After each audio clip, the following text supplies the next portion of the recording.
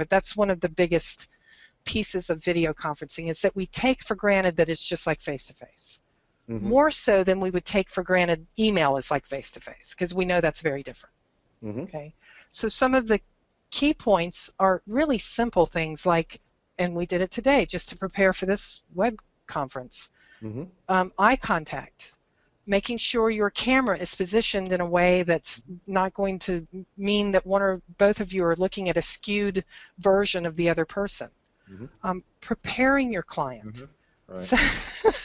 So depending on what platform you're using, particularly with Skype, as I've found, because I use Skype a lot for professional phone calls, conference calls, etc.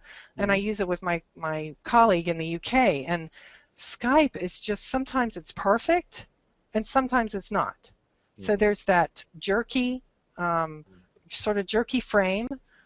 There's the loss of verbal words. You know, all of a sudden they're garbled, or they trail off, or the words don't match the movement of the lips. So preparing yourself for that, and the client for that inevitability, is very important. Because if you don't, it can even ever so slightly, it can disrupt that rapport that you have built. So, as I'll talk about a little bit, it's easier to take a client that you've seen face-to-face and go into a video conference than it is to have a fresh, brand new client that you've never seen and start via video.